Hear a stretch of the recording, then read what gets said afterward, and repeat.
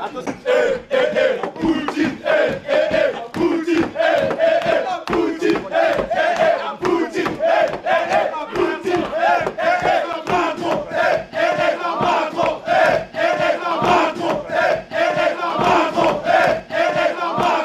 L'équipe, j'espère que vous allez bien. Aujourd'hui on se retrouve pour une vidéo particulière et avant-goût de la Coupe du Monde 2022. À 3 mois du coup d'envoi, les sélections nationales et leur équipementier commencent à divulguer les nouveaux maillots conçus spécialement pour l'occasion. D'autres fuitent simplement et il y a déjà de quoi se faire une idée en avance. Parmi les marques les plus connues, Puma a pris les devants en dévoilant les nouvelles tenues de plusieurs nations. Adidas s'est aussi lancé mais plus lentement, alors que Nike attend la fin du mois d'août, voire début septembre. D'ailleurs, faut savoir que les deux premiers représentent 6 équipes chacune et le dernier se place en tête avec 12 partenariats. 12 partenariats effectivement. Je trouvais le graphique hyper intéressant en termes de comparaison. Alors quelles nations créeront la surprise visuellement en fonction de nombreux critères, comme le design, l'historique ou au contraire vont décevoir? Vous me donnerez votre avis dans les commentaires, je vais pas m'attarder plus longtemps. Je rappelle rapidement que la chaîne est sponsorisée par OneFootball, l'application numéro 1 sur tout ce qui touche le ballon rond. Justement, tenez, vous pourrez pas manquer la sortie des nouvelles tuniques pour le Qatar. C'est gratuit et dispo en description. Bon les amis, que vous regardiez la vidéo à la mi-août, peu avant le lancement du mondial ou pendant, cette saison il y a énormément d'opportunités à saisir pronostiquement parlant. Sur Betclic, vous avez en plus la possibilité de débuter avec 100 € sur le premier pari avec le code LEXCITY. Faites forcément très attention aux risques. Au passage, si vous voulez me faire plaisir, il suffit de lâcher votre meilleur pouce levé comme d'habitude, j'ai envie de dire. J'aimerais qu'on monte jusqu'aux 5000 likes. Merci vraiment à tous ceux qui le feront, vous êtes les boss. Afin de lancer les hostilités, la logique veut que les maillots officiels soient à l'honneur, à commencer par l'Argentine. Adidas a choisi l'Albiceleste pour introduire ses nouvelles créations. Comme d'habitude, les traditionnelles bandes verticales blanches et bleu ciel seront présentes, mais à la différence de la dernière tenue, les 3 bandes font leur retour sur la face avant, le tout accompagné d'un motif subtil en ton sur ton. Par contre, derrière figurent 2 bandes positionnées à l'extérieur, puis une bande centrale coupée en 2 parties formant simplement le drapeau argentin avec le soleil au niveau de la nuque. A noter que l'équipementier passe son logo sans le nom en lettres, de façon plus épurée, une grande première à l'image des flocages. Messi et ses coéquipiers arboreront une police inédite. Dans la foulée, le Mexique connaissait sa nouvelle parure. Parure, je sais pas si ça se dit, on tente. En dehors de la réintroduction du vert et du rouge, le changement notable implique le graphisme apparent pour le moins particulier, mais pas anodin. Néanmoins, cette fois, la source d'inspiration résulte d'une des divinités les plus importantes du pays, le serpent à plumes, un animal considéré en dieu de la vie et créateur du monde et de l'humanité par les Mexicains. La coiffe à plumes en forme triangulaire répétée sur le tissu représentait le pouvoir religieux et noble dans la culture antique, conférant force spirituelle et valeur à quiconque la porte. J'ai bien lu mon texte. Sinon, la dernière version de l'écusson dévoilée en décembre 2021 apporte un plus, à mes yeux du moins. On enchaîne avec un autre gros morceau de l'Amérique du Sud après l'Argentine juste avant, à savoir l'Uruguay. En un mot, j'ai envie de dire classique. Depuis toujours, la tenue du double vainqueur de la Coupe du Monde affiche une certaine sobriété et manque pas la règle en 2022. Outre les couleurs standards, Puma se distingue avec une apparence à l'ancienne et une touche de doré. Tiens. La marque au félin a vraiment pris de l'avance par rapport à ses concurrents car presque toutes les prochaines révélations concernent des équipes qu'elle habille. Les pays africains sont énormément représentés et qui de mieux que le Sénégal pour débuter la liste du continent. Au Qatar, le champion d'Afrique jouera avec un large scapulaire composé des 3 couleurs du drapeau national. Ces dernières se posent également sur les bords de manche et au col. Cette année, la ligne conductrice de Puma est l'aspect rétro. On l'a déjà bien vu jusque là.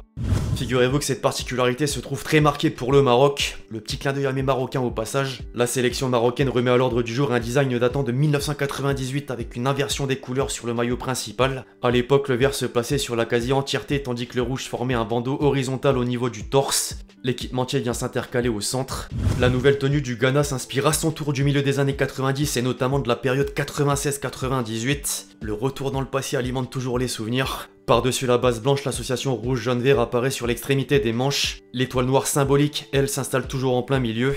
Alors la succession d'annonces communes ne pouvait pas se faire sans un partenaire historique. La Suisse travaille avec l'entreprise allemande depuis près de 24 ans. 24 ans effectivement. Pour la prochaine échéance, la Nati retrouvera une tunique rayée en blanc sur la partie haute. Les rayures ayant souvent été utilisées au fil du temps. Parmi les nations qui se démarquent le plus, l'Iran se classe facilement dans les meilleures positions. La raison, 10 équipementiers se sont succédés pour habiller les joueurs iraniens depuis le début des années 2000. Legia, Givova, Tchekari, Puma, Adidas durant le mondial 2018 ou encore UHL Sport dernièrement. Maintenant, Meroj est l'heureux élu. La marque iranienne marque justement son empreinte d'entrée avec une prédominance blanche et l'intégration du blason de la fédération dans une bande horizontale verte, se transformant en rouge afin de rappeler les couleurs du drapeau. Ces dernières apparaissent aussi sur les bords de manche, les épaules et les flancs. De petits motifs géométriques prennent aussi part à la poitrine. Les supporters n'ont même pas besoin d'attendre pour donner un avis objectif comme l'Iran a déjà utilisé l'ensemble lors des matchs éliminatoires de la zone Asie. Quant au numéro 2, il s'agit exactement du même template sauf que le rouge devient plus important. En parallèle, quelques fuites permettent de se donner une idée des prochaines sorties d'ici le lancement de l'événement tant attendu. Nike aime apparemment faire durer le suspense. Enfin, quelques malins arrivent toujours à s'accaparer clichés et informations. Par exemple, le Brésil devrait annoncer un maillot domicile qui respecte la tradition avec le jaune légendaire. Légendaire, c'est vraiment le terme exact. La couleur prend en fait deux teintes légèrement différentes dans ce qui ressemble à des taches de léopard, voire taches aléatoirement disposées, selon les préférences. Le maillot extérieur ensuite combine surtout le vert clair et le bleu. Ce dernier reprend exactement les mêmes formes sur les manches pour un rendu assez impactant. Ça change et on peut apprécier la prise de risque. Pour l'équipe de France à présent, la marque à la virgule reviendra sur un coloris qui n'a pas laissé de très bons souvenirs. Les logos en or s'instaurent dans un bleu marine à l'image de la tenue portée en 2012. 2012, qu'est-ce que ça date? L'année où Mvila se faisait sélectionner. En zoomant, la matière dessine un quadrillage alors que des feuilles s'invitent au sein du col. À propos du second, les adeptes de l'histoire de France vont apprécier la multitude de moments emblématiques et symboles de la nation imprégnés en bleu sur la base blanche. L'Arc de Triomphe, des scènes de la Révolution ou encore une vache transparaissent. Les amis, dites-moi ce que vous en pensez en commentaire. L'Angleterre a également des chances de faire un clin d'œil à un ancien maillot, plus précisément à la tunique des Anglais en 1996 où le combo de blanc, bleu foncé, bleu clair intervenait. Alors cette fois non pas de manière bien distincte mais de façon dégradée sur les épaules. A l'opposé par contre le rouge se mettra au premier plan. Ça rentre dans ce qui se fait déjà finalement. Au rayon des grandes nations européennes, l'Allemagne suivra le mouvement. Des photos du clip de présentation ont fuité et montrent deux tenues. La principale, dotée d'une large bande centrale noire dans laquelle le blason de la Mannschaft se révèle en doré comme les détails extérieurs, soit l'identique du maillot arboré pendant l'Euro 2008. Encore un clin d'œil.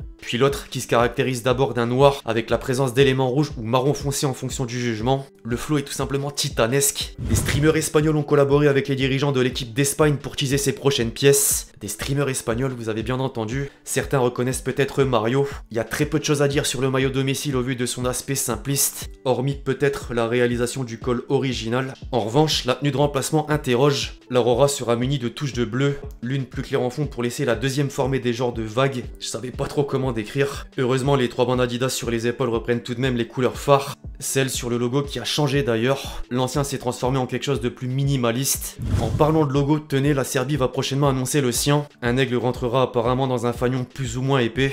Rien à fuiter concernant les maillots.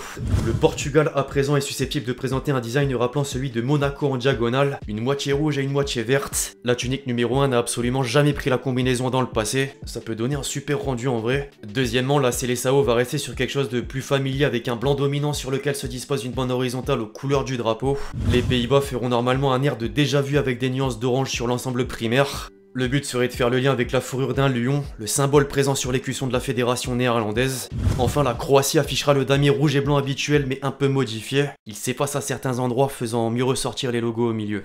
Bref, l'équipe c'est tout pour cette vidéo sur les maillots officiels et probables des nations qualifiées pour la Coupe du Monde 2022. J'espère que vous l'avez kiffé, je compte sur vous si c'est le cas pour lâcher votre meilleur pouce levé. Donnez-moi vos avis justement sur tout ce que j'ai pu présenter aujourd'hui. D'ici là on se retrouve très vite sur la chaîne pour de nouvelles vidéos. C'était LexG. Ciao.